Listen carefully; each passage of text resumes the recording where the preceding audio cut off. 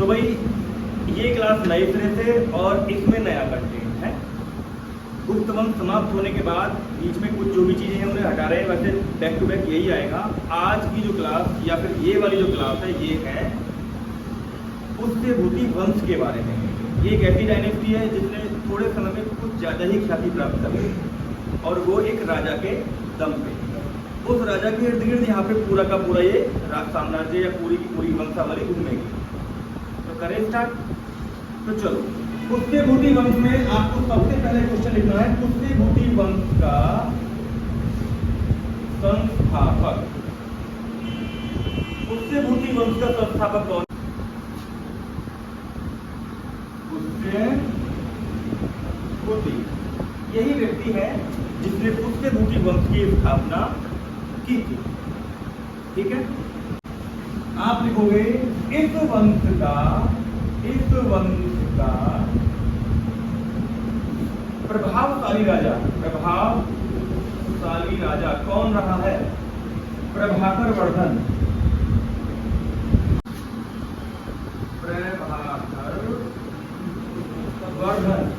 अब पुष्यभूति वंश धीरे धीरे कुछ लोग इसे वर्धन वंश भी कहने स्टार्ट कर देंगे, है ना, क्योंकि अब सबके नाम के सामने वर्धन लगना स्टार्ट हो जाएगा यहाँ से आगे। बात समझ में आ गई? तो इसके बाद प्रभावशाली राजा इस वंश में कौन हुआ? प्रभाकर वर्धन। प्रभाकर वर्धन की मृत्यु एक युद्ध में हो गई। ठीक है, युद्ध में गए, युद्ध में ये किसी तरीके से छल कपट कुछ भी करके इसकी मृत्यु हो गई। तो प्रभाकर वर्धन के दो बेटे थे, कौन? राज्यवर्धन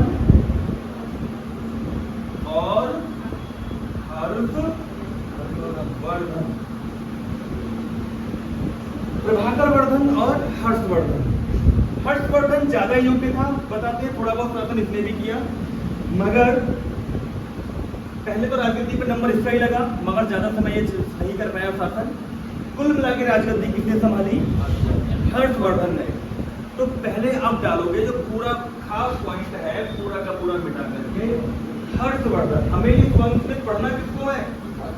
हमारा टारगेट है हर्षवर्धन। इसको भी मिटा देता हूँ, है ना, क्योंकि ऊपर लिखेंगे हर्षवर्धन। अब हर्षवर्धन पे हमें पढ़ना है। हर्षवर्धन का जो बचपन था वो युद्ध में ही आ गया स्टार्टिंग से ही। कैसे? बहुत छोटी सी अवस्था में ये राजगद्दी पे बैठना इसको पड़ गया। उस छोटी सी अवस्था में युद्ध में जाना पड़ गया, मगर कुशल था, ब्रिलियंट था, अच्छा तरीके से ये लड़ सकता था, तो ये सफल रहा। तो समझो क्या है, हर्षवर्धन का राजगद्दी पर, ये क्वेश्चन सबसे ज्यादा पूछा जाता है, राजगद्दी पर बैठने का समय कितना है बेटा? 606 ईस्वी। हर 606 ईस्वी। ठीक है, कर पाओगे? तो ये, और आप लिखोगे कितने वर्ष की अवस्था में, कितने वर्ष, तो कितने वर्ष में बैठाइए? 16 वर्ष। 16 वर्ष की, ये कह सकते हैं इस वंश में या मैक्सिमम वंशों में अब तक के जितने भी वंश पड़े हैं सब में कम एज का बनने वाला राजा। कर पाओगे? सबसे कम उम्र है ना, बन गया। अब बनने के बाद इसने वास्तव में ही शासन बड़े अच्छे से संभाला और बड़े अच्छे से इसने शासन किया। ठीक है, बताते हैं हर्षवर्धन ने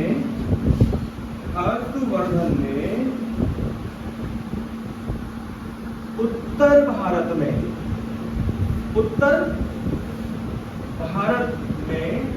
केवल अगर पंजाब को छोड़ दिया जाए तो संपूर्ण उत्तर भारत में इसने शासन किया। ठीक है, पूरे उत्तर भारत को इसने जीत लिया था और इसका शासन पूरा चल रहा था। उत्तर भारत समझते हो ना? अगर मैं इस तरीके से बनाऊं तो ये वाला यहाँ पे ऊपर वाला है, पंजाब को अगर छोड़ दें, वहां पे होंठ थे थोड़े बहुत, तो पंजाब को अगर छोड़ दें तो संपूर्ण उत्तर भारत में किसका शासन रहा था? हर्षवर्धन। क्या कह सकते हैं? पुष्यभूतियों का या वर्धन वंश का। कर दोगे ना? और भी टेक्निकल कह सकते हो ना, पुष्यभूति वंश का शासन था, ठीक, हर्ष के समय। इस लाइन को मिटा के क्योंकि दूसरी लाइन ऐड करनी है उसे करते हैं। अब हर्षवर्धन का ये सुनो कि जब ये शासन यहाँ तक फैल रहा है और तो इसकी राजधानी, क्योंकि पूरे उत्तर भारत को कवर करने के लिए इसने राजधानी एक और बनाई हर्ष की। या पहला ये एक ऐसा कॉन्सेप्ट मान लो, अब तक जो पढ़ाया है तुम्हें, कि पहली बार किसी ने 2 राजधानियां बनाई, ऐसा मान सकते हैं आप, है। तो देखो राजधानी, देखो क्या क्या बनी है इसकी। पहली राजधानी देखो हर्ष की राजधानी कौन सी थी? एक तो थी थानेश्वर, और दूसरी बना दी इसने क्या? कन्नौज। क्या बना दी बेटा? कन्नौज, यूपी का हिस्सा है ना। कन्नौज को इसने बना करके पूरे उत्तर भारत को कवर किया, सिस्टमेटिक करेंगे। तो हर्ष की कितनी राजधानी थी बेटा? 2। कौन कौन सी? उसके बाद जब साम्राज्य जबरदस्त फैला तो इसने एक उपाधि धारण कर ली, मगध राज की उपाधि। तो आपसे क्वेश्चन पूछेगा हर्ष ने कौन सी उपाधि धारण की? युद्ध ये भी नहीं आ रहा, ठीक है। तो इस समय के बाद, गुप्त काल के बाद, उत्तर भारत को एक डोरे में पिरोने वाली बात है ना, संगठित रखने वाली बात कौन पूरी कर पाया? हर्षवर्धन। समझ रहे हो ना, वरना बिखर जाता है 2 मिनट में रास्ता। तो यहां तक हो गया अब आपका। अब हर्षवर्धन से आगे पूछेंगे कि क्या क्वेश्चन बन रहे हैं। अब हर्षवर्धन जैसे शासन कर रहा है तो हर्षवर्धन के दरबार में चलते हैं कि दरबार में क्या क्या हो रहा है। मैंने तो कहा था ना तुमसे, एक चीज कही थी मैं कि केवल इतिहास में राजा को थोड़ी ना पढ़ना है, इतिहास पढ़ना है तो प्रजा को भी पढ़ना है। मगर हमें क्या, ज्यादातर लोगों को यही लगता है इतिहास मतलब राजाओं की कहानी को पढ़ना, राजाओं के बारे में पढ़ना। अब कंपटीशन पढ़ा भी ऐसे ही जा रहा है ना। इतिहास मतलब जब मॉडर्न हिस्ट्री में आ जाएंगे तो अंग्रेजों को पढ़ेंगे, मुगलों को पढ़ेंगे, ठीक है ना। अब क्या इनको पढ़ रहे हैं, मगर बेचारे जो लोग उनके 7 लाखों की सेना में इधर उधर रहे हैं उनको कौन पढ़ रहा है? कोई पढ़ रहा है उन्हें? कोई नहीं पढ़ रहा। किस युद्ध में कौन मारा गया बेचारा नहीं पता। युद्ध तो बिना सेना के है ही नहीं ना, है, ठीक है। चलो आगे बढ़ते हैं। तो दरबार में लिखो बेटा, दरबार में क्या था? हर्ष का दरबारी, बेटा आवाज आ रही है और ये बर्दाश्त से बाहर है।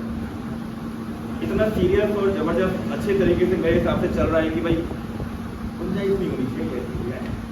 हर्ष का दरबारी कवि है ना, कौन है? बाणभट्ट।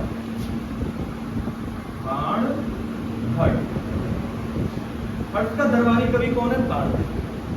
इसको पूछा जाएगा, बाणभट्ट लिखा हुआ नहीं है भाई, कहानी खोल रखी है, आंखें भी खोलो, ठीक है। तो ये हो गया। अब आ जाओ अगला क्वेश्चन। अब दरबारी कवि है तो कुछ रचना इसने की होगी। दरबारी कवि है, सिंपल सी बात है। अगर कवि किसी को बनाया है तो उसका मैक्सिमम फोकस कौन होगा? राजा। राजा की तारीफ करना मुख्य उद्देश्य होगा।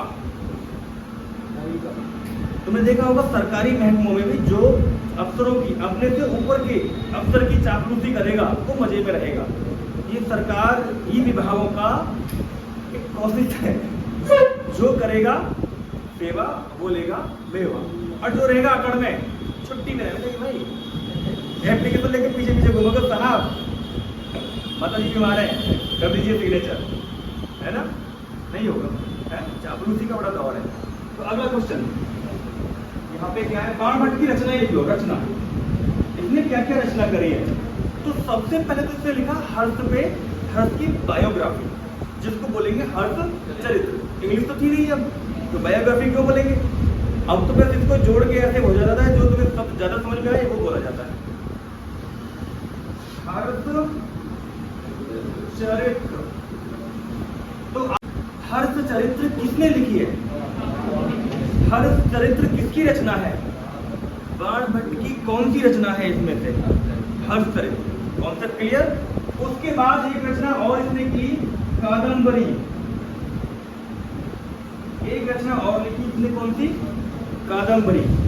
ये कर लो, कादम्बरी कर लो, तो दोनों रचनाएं याद हो जाएंगी। टॉप का कवि था, बढ़िया कवि था।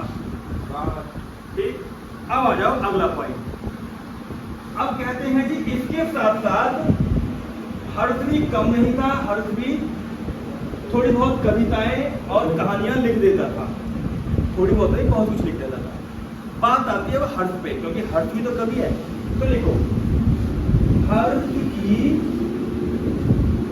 रचनाएं, हर्ष की अपनी रचनाएं कौन कौन थी? सबसे पहली लिखी इसने रत्नावली, रत्नावली। फिर लिखी इसने प्रियदर्शिका, एक और भी है प्रियदर्शिका, रत्नावली।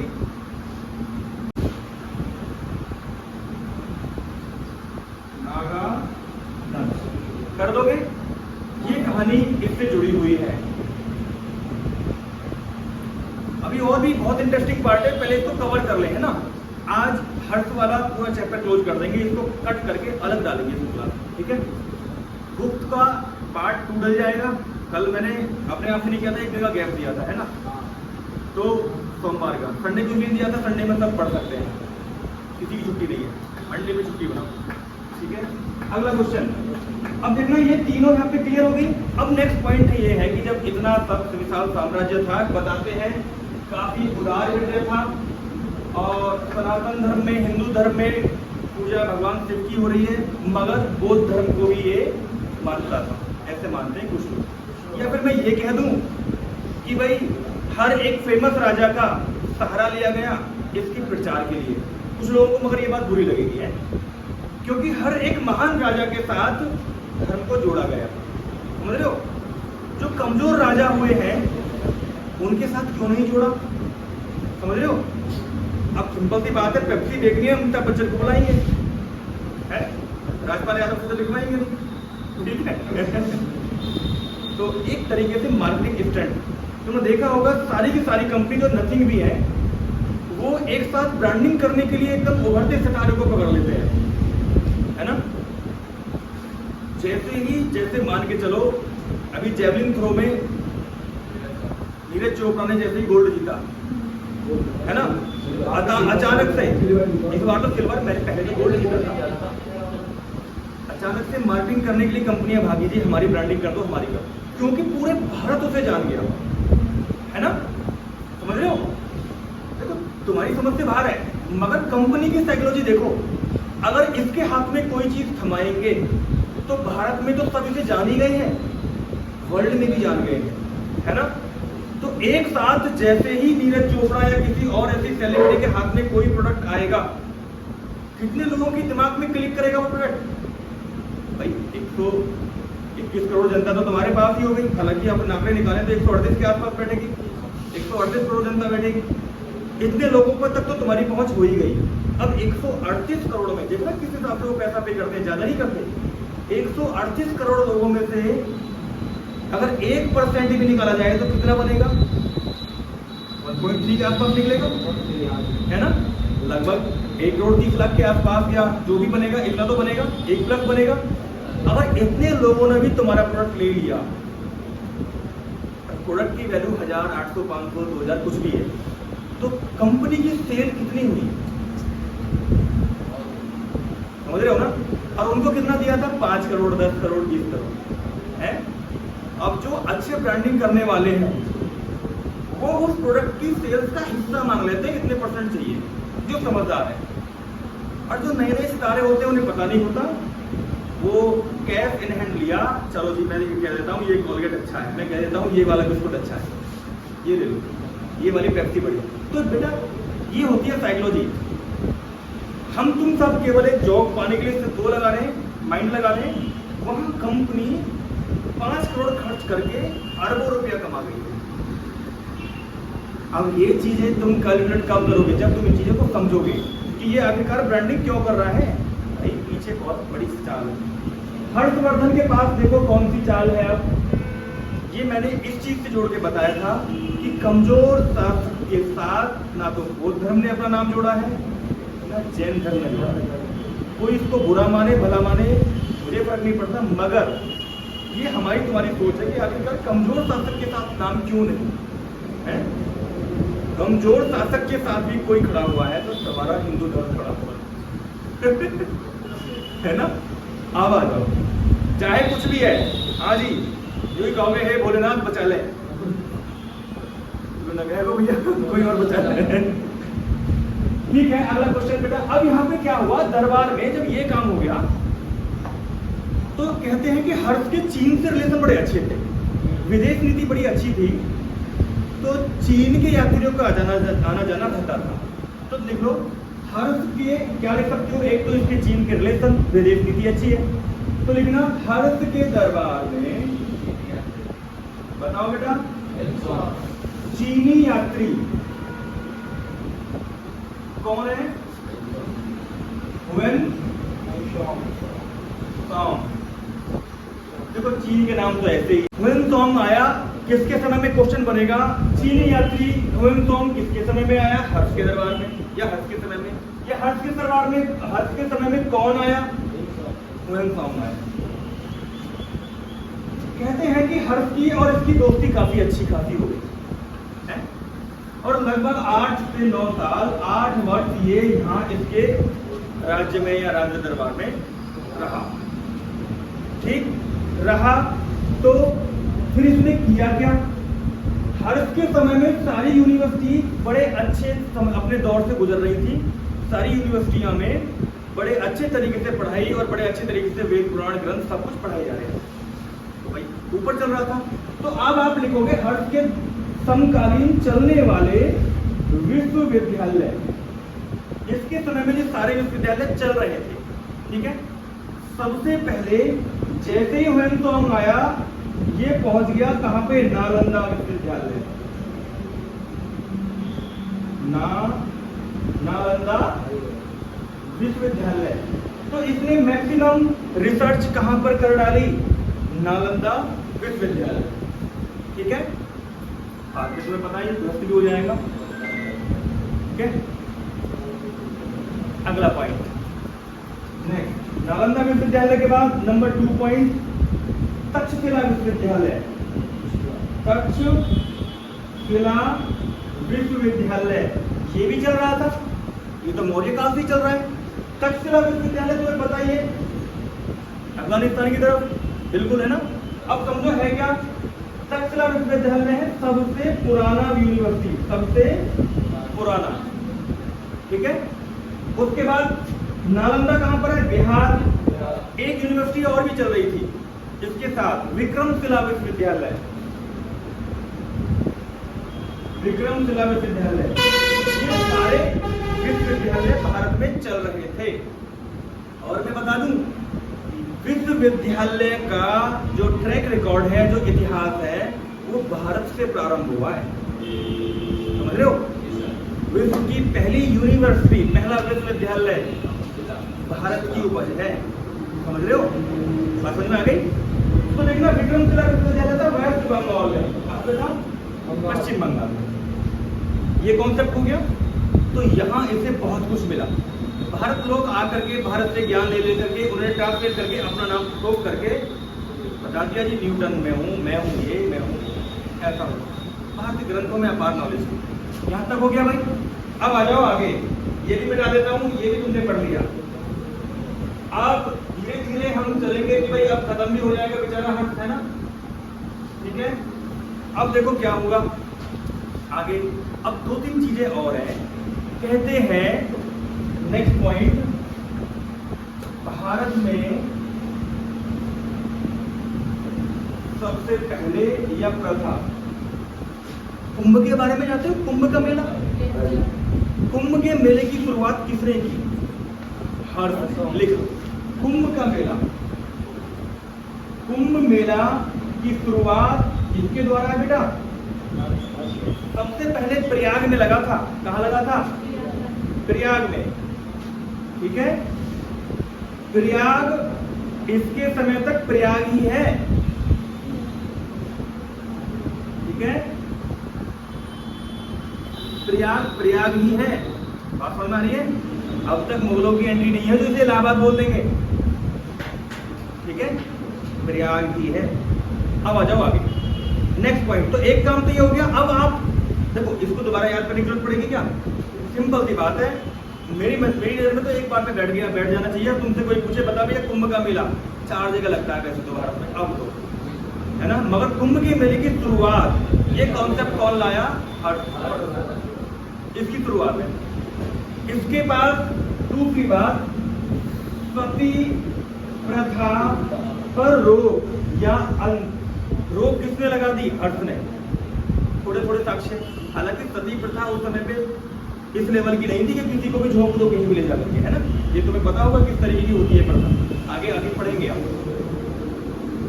इतना होने के बाद नेक्स्ट पॉइंट ये है, हर्ष के पास बताते एक विशाल सेना थी, लगभग 1 लाख सैनिक और 60,000 हाथी। एक विशाल सेना हर्ष के पास थी, ठीक है। बताते ही विशाल हृदय था, पूरे भारत का शिक्षा में डंका इसने वर्ल्ड में बजाया। आपसे एक क्वेश्चन और पूछेगा, बाकी मैं कट कर देता हूँ, बहुत कुछ बचा हुआ है बताने के लिए, तुम्हारे लेवल का मैं बिल्कुल कट करके निकाल रहा हूँ। आपसे ये पूछेगा, भारत के समकालीन शिक्षा का सबसे महत्वपूर्ण, सबसे प्रसिद्ध केंद्र बिंदु क्या था? नालंदा यूनिवर्सिटी। कर दोगे? आपसे पूछेगा कि बताइए सबसे, इसके सहारे पूरे चारों तरफ शिक्षा का प्रसार किया गया, ठीक है। तो अब लास्ट क्वेश्चन पढ़ते हैं। देखो, हर्ष को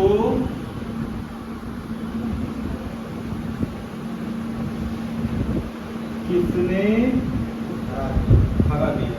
तो भाई देखो, एक ऐसा राजा जब हारेगा जिसने इतने सारे काम किए हों, समाज के सारे पहलुओं पे काम किए हों, समाज एकदम संपन्न हो, दान में, हर तरीके से, शिक्षा में, पब्लिक का हित करने वाला, सभी धर्मों के बारे में सोचने वाला, चाहे वो बौद्ध धर्म है, चाहे वो हिंदू धर्म है, कोई सा भी है, बात समझ में आ गई?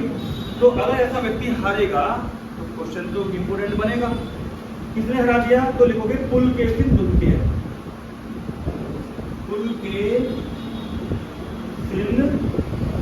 पुलकेशिन द्वितीय किसने हरा दिया?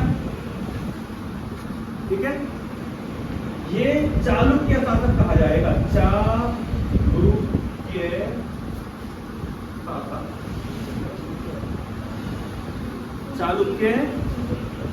चालुक्य शासक पुलकेशिन द्वितीय। अब क्वेश्चन बनेगा 2 तरीके, हर्ष को किस चालुक्य शासक ने हरा दिया? नर्मदा नदी के किनारे एक युद्ध हुआ था, ठीक है, हर्ष को किसने हरा दिया था? तो पुलकेशिन द्वितीय ने। या फिर किस चालुक्य शासक ने हरा दिया था? तो पुलकेशिन द्वितीय, ठीक है। यहाँ पे हर्ष की हार हुई और इस हार के बाद ये वंशावली समाप्त, ठीक है। तो भाई अब आपने, मैं समझता हूँ, उससे भूति वंश से सारे के सारे महत्वपूर्ण क्वेश्चन निचोड़ लिए हैं, याद हो जाएगा। तो इस क्लास को ही समाप्त करते हैं, ठीक है।